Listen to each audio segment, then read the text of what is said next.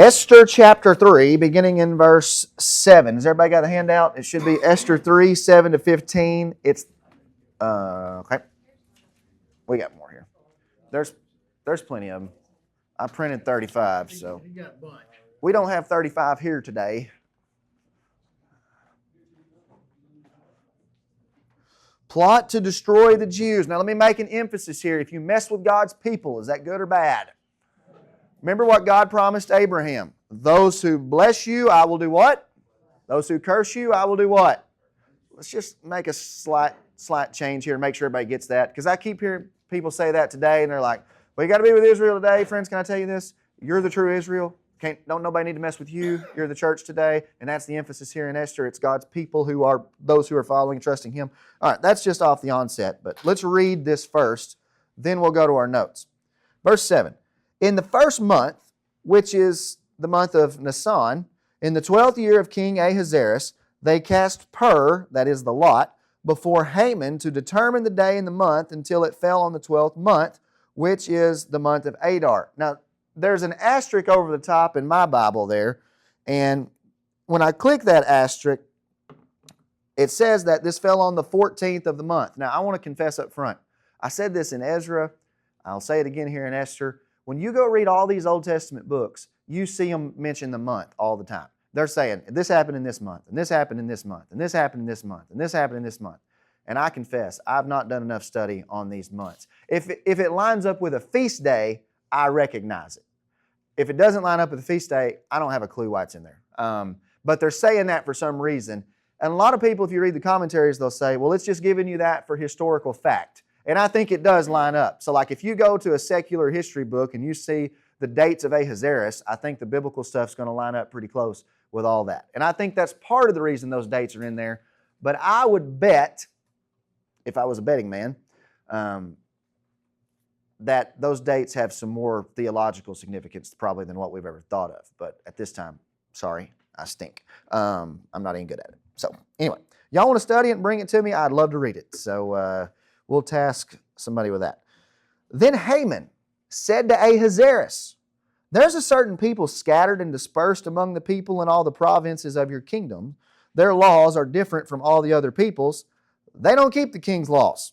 Therefore, it's not fitting for the king to let them remain. We're going to get rid of the Jews. If it pleases the king, let a decree be written that they be destroyed.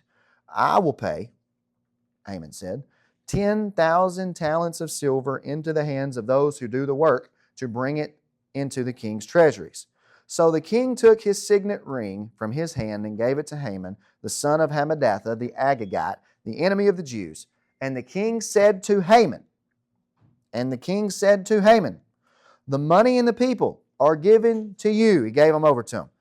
And do with them as seems good to you. Then the king's scribes were called on the 13th day of the first month, and a decree was written according to all that Haman commanded to the king's satraps, to the governors, all who were within each province, the officials of all the people, to every province according to its script, and to every people in their language. In the name of King Ahasuerus it was written and sealed with the king's signet ring, and the letters were sent by couriers into all the king's provinces to destroy, to kill, to annihilate all the Jews, both young and old, little children and women, in one day, on the 13th day of the 12th month, which is in the month of Adar, and to plunder their possessions, and to plunder their what? That's wording is important. A copy of the document, come in guys, a copy of the document was to be issued as law in every province, being published for all the people, that they should be ready for that day, Judgment Day. The couriers went out, hastened by the king's command and decree. The decree was proclaimed in Shushan, the citadel, which is a fortified palace. So the king and Haman sat down to drink, but the city of Shushan was perplexed. All right, let's look at our notes. Anybody want to take a shot at that one off the bat, or you just want to go straight to the notes? Huh? Travis says it sounds like Pentecost in there. I think it sounds like Pentecost too. There's a lot going on in that. I think I've got that somewhere in here. Let's go with the notes. Verse 7. We ended last week with Haman preparing a plot to destroy the Jews I put chapter 6. I meant verse 6. Sorry, typo right off the bat. That's not good. Look back at verse 6 here in chapter 3. But he disdained to lay hands on Mordecai alone, for they told him of the people of Mordecai, the Jews. Instead, Haman sought to destroy all the Jews who were throughout the whole kingdom of Ahasuerus, the people of Mordecai. So, now we'll find out when this plan will be carried out. And it states that they cast lots to determine the destruction, essentially, of the Jews and of the people. Proverbs 16:33 says that the lot is cast into the lap. By the way, your word for per there in verse 7 is essentially the word for lot. The lot is cast into the lap, but its every decision is from who? Any randomness with God, yes or no? Any chance with God, yes or no? His hand's all over this thing, man. I mean, it's all Him. He's got it. They also cast lots for Christ's clothes during the crucifixion scene. The Septuagint adds that the purpose for casting this lot was so that the people of Mordecai would be destroyed in one day. Okay, did you get that? I want to write that on the board. This is an interesting phrase. It comes up again later in the text there. And we'll come back to that eventually. So that they would be destroyed in one day. The duration of the persecution would last roughly about 11 months. So, verse 8 to 9.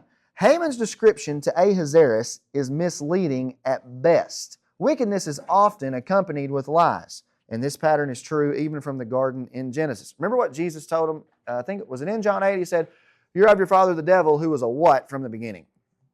Liar. Liar, liar, pants on fire. Flames rolling off your Goodyear tires. Okay, anyway, here we go. Wickedness is often accompanied with lies. Pattern's true in Genesis 3. Sorry, I've lost my spot. First off, the text doesn't declare that he told them that they were Jews. I have no idea if when Ahasuerus gave him his signet ring and signed this letter, that if he understood it was the Jews that he was destroying. Possibly, I don't know. The text doesn't really say. Maybe that's assumed that he knew this, but later it will be more important because his new bride, Esther, is Jewish. So obviously, he just chose this bride. He doesn't want to destroy her, who she is. Secondly, Haman makes it seem as though they were being outright disobedient to the king. This is exactly what the Christ rejectors present to Rome about the Christians in the first century. They're saying, look, they've got a different king. Remember that whole idea? So when Jesus gets on trial before Pilate, they're saying he's claiming to be a king. And remember the whole conversation? Pilate goes to Jesus. He says, "Are you a king?" He says, yeah, you say rightly I am a king, but I'm not trying to take over your kingdom. Okay, Pilate? So that's the same idea that's going on here. You can look at the church's relationship to Rome as the Jews' relationship to Ahasuerus in the book of Esther. That's a one-to-one correlation. So feel free in making that connection.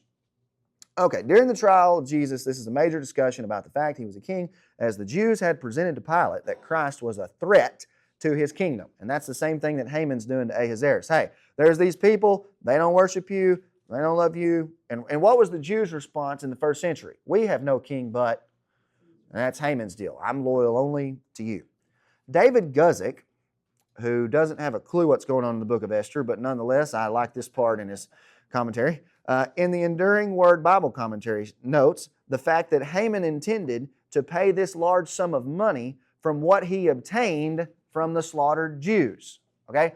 I think this is interesting backwards Exodus imagery because God's people are always receiving the prophet to take it to go worship God. Now you got the wicked people, which this happens on the 14th of the month of Adar, which is a Passover number to me, and you've got their judgment coming. Then you've got the wicked people here are going to have their own Pentecost where they send out all these delegates into the known world to trash the Jews. It's like a complete reversal. It's the wicked kingdom versus the good kingdom. So we'll see this later in Esther chapter 8 also. Nonetheless, I would also note here that he offers to pay money to those who do the work. Haman, the representation of the Jewish Old Covenant leadership in the first century, offers to pay the work to those who are going to go after and betray the Jews. This sets us up perfectly with the Judas story, who received silver for doing the dirty work of handing Christ over to the religious leaders in the first century. Make sense, everybody? All right, so this storyline follows pretty clear It really blows my mind when you read some of these commentaries and they don't make some of these New Testament connections. Here's the thing.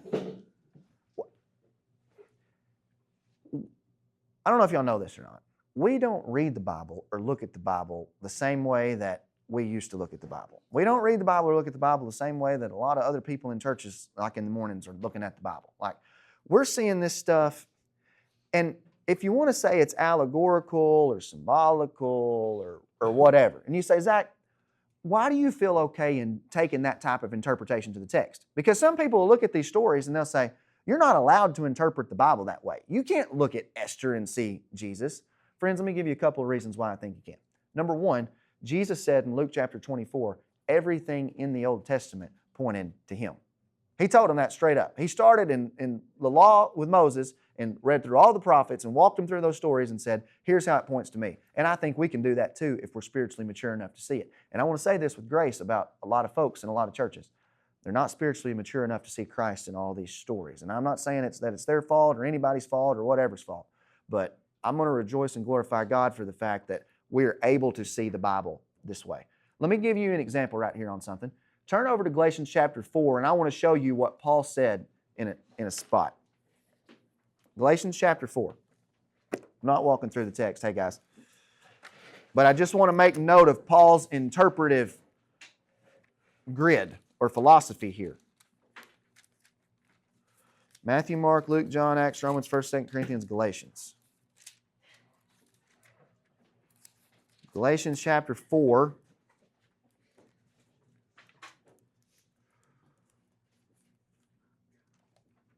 Okay, now watch this. Look at verse 21. His whole thing here is comparison of Old Covenant and New Covenant, all right? Tell me, you who desire to be under the law, do you not hear the law? For it's written that Abraham had two sons, the one by a bondwoman, the other by a free woman.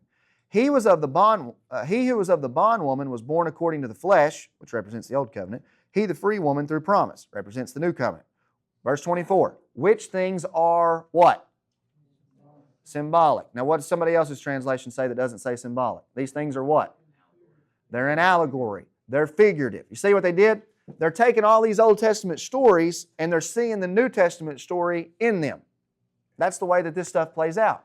That's the way that Paul and them were writing. And I think so many more times the Old Testament's doing that. And if that's the way that he was doing it, I think we have every right to do it. Now, let me say this. Does that mean you can't be wrong at times doing that? Yeah. Can you over-symbolize something in it? Yeah, I'm sure you can. Okay? Well, what's the rule? Man, when I see exact wording and this stuff line up perfectly with the story in the New Testament, it's hard for me not to see it. Like it jumps off the page. And I want you to see that because this whole thing fits together. Yeah, Esther's its own story. Haman and Mordecai is its own story. But man, if Jesus is right, it's all pointing to Him in some way or another. So seeing it that way will help you with these stories. Okay. Let's go back to our notes and back to Esther chapter 3. All right, let's look at verses 10 and 11. Let's read those again. The king took his signet ring from his hand. He gave it to Haman, the son of Hammedatha, the Agagite, the enemy of the Jews. And notice and underline how it says enemy there. Enemy, enemy, enemy, enemy, enemy. And the king said to Haman, the money and the people are given to you to do with them as you see fit. Back to our notes. There is a pattern here in these Old Testament exile stories about the kings making decisions and regretting them later. Without looking at your notes, don't be a cheater. Can you tell me another one? Daniel. And I put this in the next thing. If you go back to Daniel chapter 6, this exact pattern of our Esther story is shown. Let's go look at this right quick. Just real fast. I won't read the whole thing. Back to the book of Daniel, which is to your right, actually, which is weird because it happens after or before Esther. Daniel chapter 6, which is the plot against Daniel. And you see just about the exact same scenario here. Look at verse 1 in Daniel chapter 6. It pleased Darius to set over the kingdom 120 satraps over the whole kingdom. And over these were 3 governors, of whom Daniel was one, so that the satraps might give account to them, so that the king would suffer no loss. This Daniel distinguished himself above the other governors, just like Mordecai had, because an excellent spirit was in him, and the king gave thought to setting him over the what? That's exactly what Haman fears about Mordecai as to what's going to happen. Spoiler alert, Mordecai is going to get the signet ring and sit at the right hand at the end of Esther, just like Daniel does here. So the governors and satraps sought to find some charge against Daniel concerning the kingdom, but they could find no charges or fault. Sound like Jesus, yes or no? Because he was faithful, and Christ was counted faithful. Nor was there any what? Sound like Christ again? Does that jump off the page at you now when you're reading that? I mean, it should. You should scream, hey, Daniel's a picture of Jesus. Then these men said, we shall not find any charge against him unless we find it against him concerning the what? Law. And that's exactly what they try to do against Jesus. He committed blasphemy. He did all this other stuff. So the governors and satraps thronged before the king and said thus, Darius, live forever. All the governors and the administrators and satraps, the counselors, advisors, have consulted together to establish a royal statute to make a firm decree. Whoever petitions any god or man for 30 days except you shall be cast into the den of lions. Now, O king, establish the decree, sign the writing, that it may be yada, yada, yada, according to all this. Look down in verse, I guess it's in verse 12, but that's a pretty good way down in verse 12. The king answered and said, this thing is true according to the law, which the Medes and Persians, which does not alter. So they answered and said before the king, that Daniel, who is one of the captives from Judah, does not show due regard to you, O king, for the decree you've signed, and he makes his petitions to his God 3 times a day. Watch this. When the king heard these words, he was what? Greatly displeased with who? Same idea is going to happen to Ahasuerus here, okay? Does that make sense to everybody? You see why we're going back to that? This is the same story over and over and over. All right, let's go back to Esther and back to our notes. Okay. If you go back to Daniel 6, this is the exact pattern of the Esther story shown. The king loves Daniel, but signs a decree that leads to his plunge into the lion's den for worshiping God. Note here how verse 10 also emphasizes the fact again that Haman is an Agagite. That whole discussion we had last week, repetition in the Bible is extremely important. If you see repetition, something's up. For a time here, Ahasuerus hands over the Jews into the hands of the enemy. And this is exactly how God hands the Christians over to the enemy for a period of time in the New Testament. If God could just destroy them right from the get-go, why does He allow His people to go through these things? You ever ask that about your life? If God can take care of this right off the bat, why do I got to go through it? Does that challenge the sovereignty of God or no? Why do y'all think? Why does God do that? Why does He make us go through stuff if... Yeah, I think so too. I think it displays who He is. I was thinking about this week. If God knew that Adam was going to sin in the garden, why did He even give him the capacity to sin? I mean, do you think God could have made Adam without the capacity to sin? I mean, He could have. Everybody would have said, well, he was a robot and whatever and all this other stuff. And I mean, why do we even have the capacity to sin? I think that it displays the glory of God greater in the redemptive plan if we see what He did in His love for us than if it was just that way from the get-go. Now, that's the best I got. I don't know if y'all got anything better than that, but man, I firmly believe in the sovereignty of God in every area of life. So whatever it is that we go through, I don't think God just allows us to go through it. I think God ordained for us to go through it before we were ever born. So let that be your... I think God ordained that Brenda's house would have a car drove through it last night. I think God didn't just see that Colin Lacey remember. I think He ordained that it was going to happen. You say, Zach, what if it didn't all work out as good as what it did? Well, go read Hebrews chapter 11, because it didn't all work out really good for some of them either. But just because it doesn't always work out for what we consider the best, it doesn't mean that God's not always doing something in it and that God's glory is not displayed in it. So, anyway, let's keep on. The signet ring proved that Haman had authority from the king. It would have been unique to Ahasuerus, so when the people saw it, they knew it was as if the order came from him. So when Haman speaks, it's as if Ahasuerus spoke because he had his signet ring. And whatever the deal with the signet ring was, it was it. Y'all remember that story? Was it Judah back in Genesis 38? Is it Judah and Tamar where he gives her the signet ring? And what? A goat. Yes, staff. Staff and a signet ring. So that whenever she stands up and says what she does, nobody can disprove the fact that it was Judah because it was his signet ring and he was caught. So Haman, get this. If Haman has Ahasuerus' signet ring, what does that mean?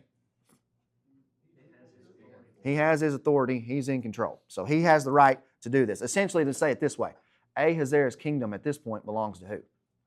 Haman. Is that good? Do what? Is that the same as the auto pen today? Yeah, the auto pen. Yeah. You got the auto pen. That's exactly what that is. So, good comparison, Megan. All right.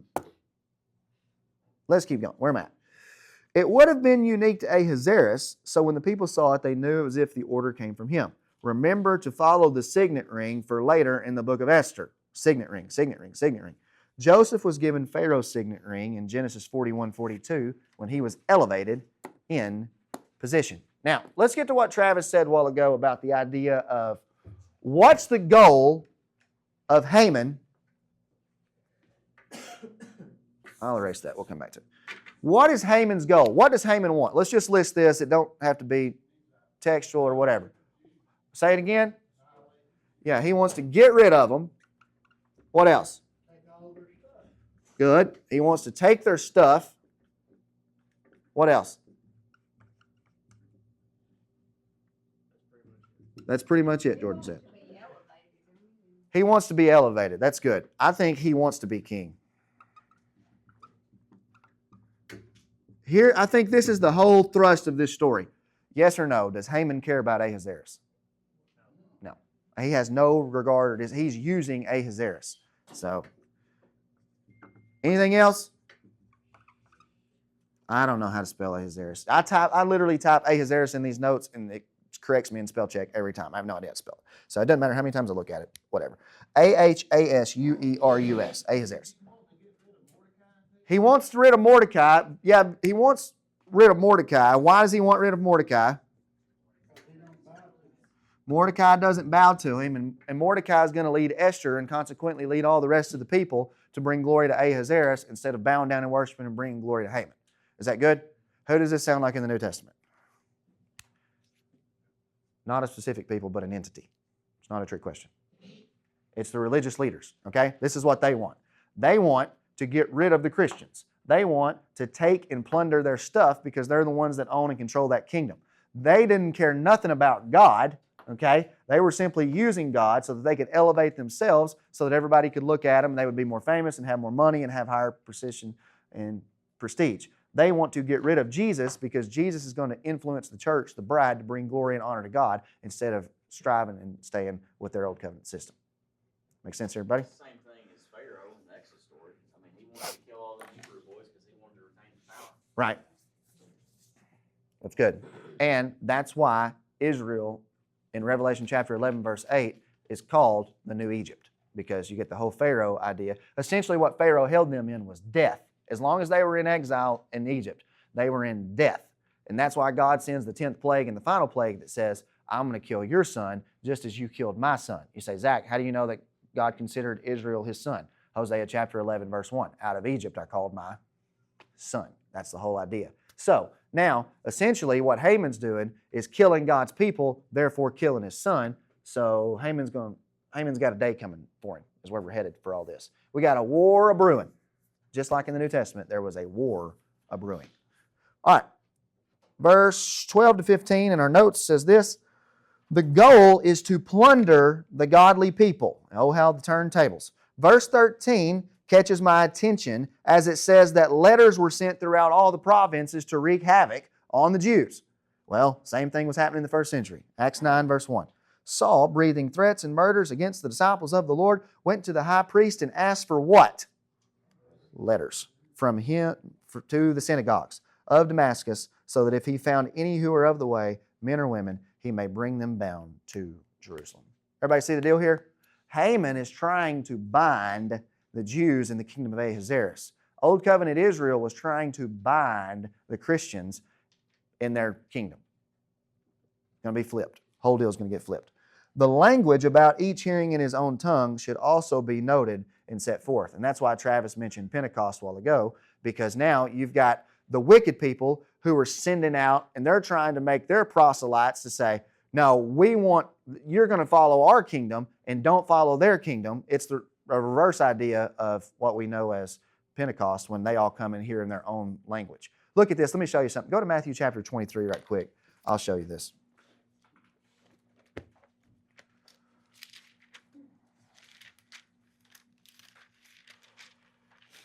I should have put this in the notes, but I didn't.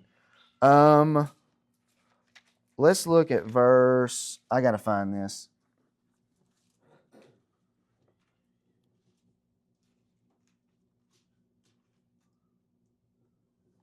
Where's the land and sea? Okay, verse 15, look at this. This is the same idea as them sending out letters, in my opinion. Woe to you, scribes and Pharisees, hypocrites, for you travel land and sea to win one proselyte. And when he is won, you make him twice as much a son of hell as yourself. Underline that. Because, when I'm reading the New Testament, I'm never thinking about the Old Covenant system really trying to go and bring people into their kingdom like that. I mean, essentially what he's saying there is they had their own idea of the commission. And when it says proselytes and sea, they're not just going to Jews. Who else are they going to?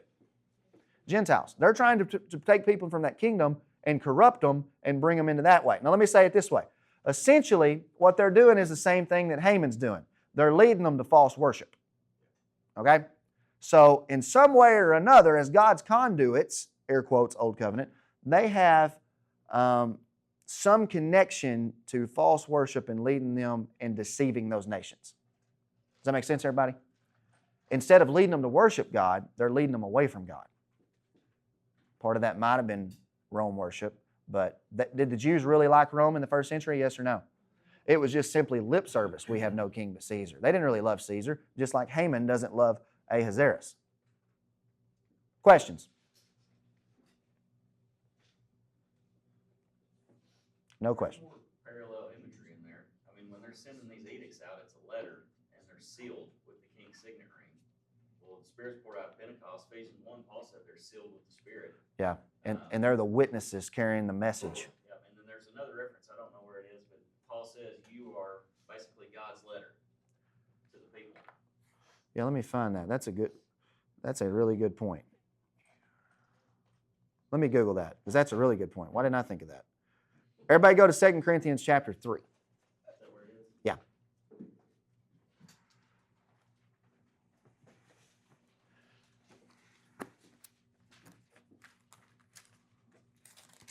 So what we're making here is Haman is sending out letters to persecute God's people, the Jews. Old Covenant Israel, essentially through Paul and them, who gets converted eventually, sends out letters to persecute. There's your comparison.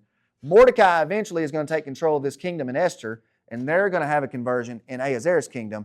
The Christians in the first century are going to have a conversion in that kingdom, and their letter is not physical, but their letter is a spiritual reference, which Travis makes a good point here. Look at this. Verse 1 of 2 Corinthians 3. Do we begin again to commend ourselves, or do we need, as some other, epistles of commendation to you, or letters of commendation from you? You are our epistle, written on our hearts, known and read by all men. Clearly, you are an epistle of Christ, ministered by us, written not with ink, but by the Spirit of the living God, not on tablets of stone, but on tablets of flesh, that is, of the what? So through the Spirit, or the seal being written on them, the Spirit is the seal, they were the letter, depending on what your translation is there in verse 3.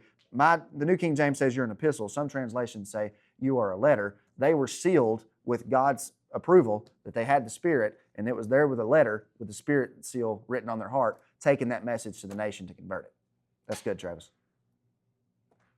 Any? Haman sealed it with the seal. Who could open the seal? Haman? Okay, here you go. Haman, Bubba said, who could open the seal? Well, as long as they had authority from that, then those who were under his headship or leadership, those rulers, had the authority to take that seal, and they could essentially say it was Ahasuerus. But here's the thing. Here's the whole point of this deal. Ahasuerus had given the kingdom, given the seal to Haman, just as God gave the Old Covenant, given His seal to Old Covenant Israel. All right? Well, in Jesus' parable of the wicked vine dressers in Matthew chapter 21, does anybody remember how it ends? The kingdom will be taken from you and given to those who are bearing its fruit. Just like the kingdom or the seal is taken from Haman and given to Mordecai, so God's spiritual kingdom is going to be taken from Old Covenant and given to the New Covenant. And who's able to bring the full about judgment?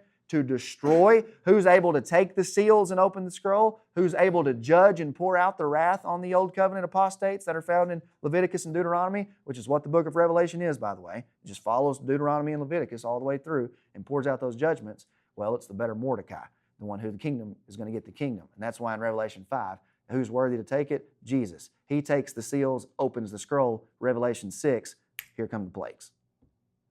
That's your picture. So essentially, anyone that was in charge, that the king had put in charge of a sector or whatever, governor or whatever, they were the ones that got the seal. That's right. So now, in the New Testament, there were a people who were elevated like these governors and satraps were in Ahasuerus' kingdom. In the New Testament, it was the religious leaders representing Haman and that crew in the old one. But who would it be for the church? Who would be the elevated people in the church as their message goes out? Who would it be? The apostles. And that's why they're so important. That's why he says, you're our letter. Yeah. That's what it is. I mean, it's following that whole pattern. It's the same story all the way through. I mean, there's way too many parallels to miss this one. I mean, if it's a train, it hits you, I mean, it literally hits you right in the forehead. So, I mean, I don't know. Okay, let's keep going. Any other questions on that? I got a few more minutes. I want to hit this one day thought right quick. One day sticks out in my mind, and if you'll look down in Esther chapter 3, verse... what am I looking for? Somebody help me out. Yeah, it's in verse 13. The letters were sent by the couriers into all the king's provinces to destroy and kill and annihilate all the Jews, both young and old, little children and women, in one day. And again, earlier in verse 7, one day is there to destroy the kingdom of Mordecai in the Septuagint, which is the Greek translation of the Old Testament.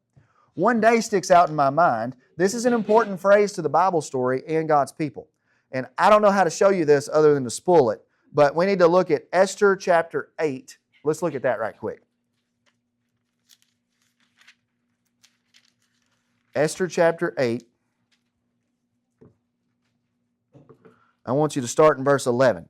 Now, the spoiler alert is that Esther and Mordecai have taken over the kingdom at this point. All right? This is going back to them. By these letters, okay, they're fixing to send out their own letters. Everybody got me?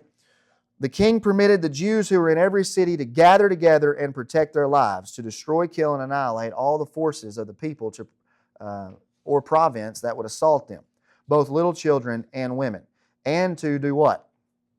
There you go. They're going to plunder their possessions. There you go. That's Jesus binding the strong man in Mark 3. One day, on one day, in all the provinces of King Ahasuerus, on the 13th day of the 12th month, which is parallel to Esther 3, when the wicked people did it, now the righteous people are doing it, which is the month of Adar. A copy of the document was to be issued as a decree in every province and published for all people so that the Jews would be ready on that day to do what? Avenge themselves on their enemies. What do the martyrs under the altar in Revelation 6 want? They want vengeance.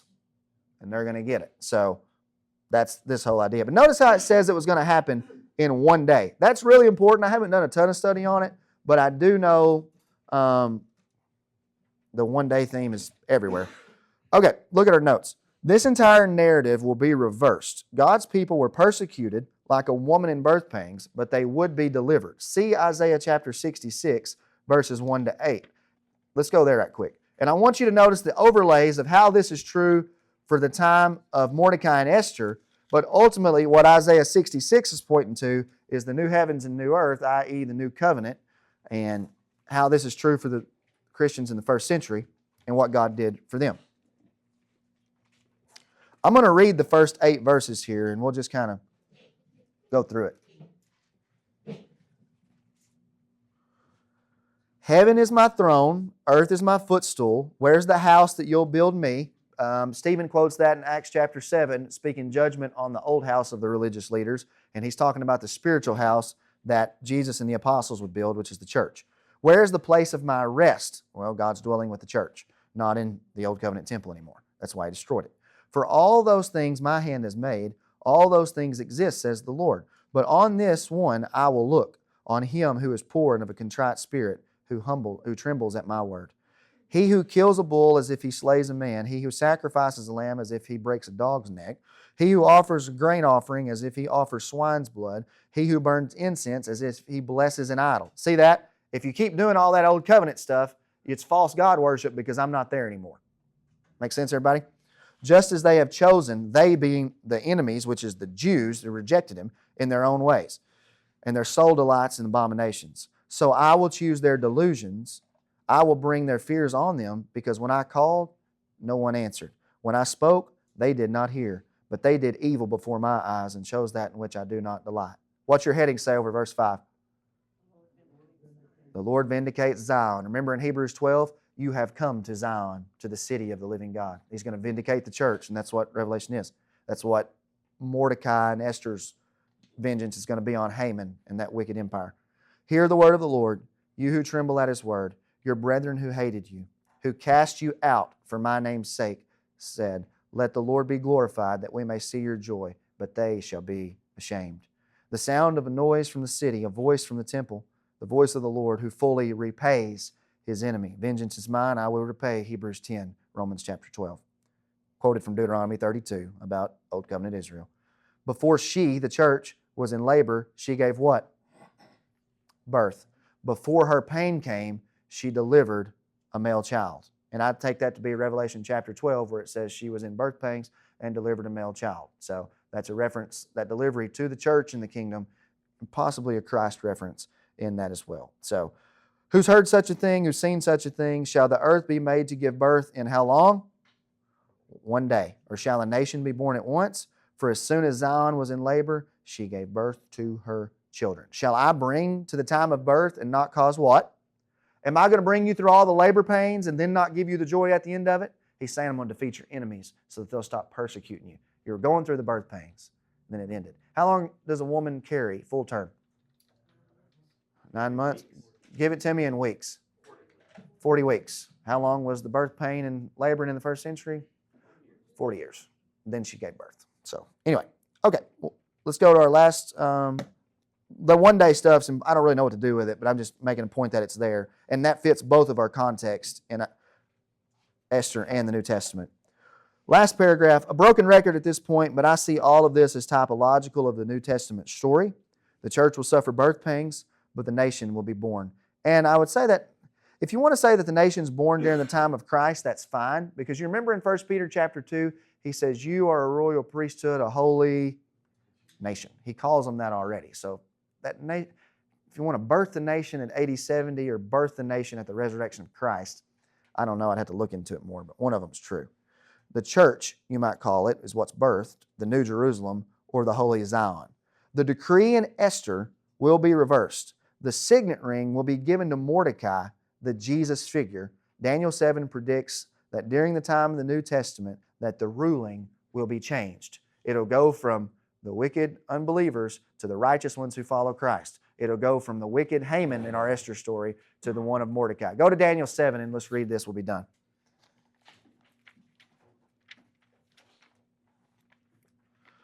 Zach, how do you apply this to our life? Friends, if you follow Christ, if you cling to Christ, and whatever He takes you through, I trust Him with the outcome at the end of it. Okay? Does the persecution look different? Yeah.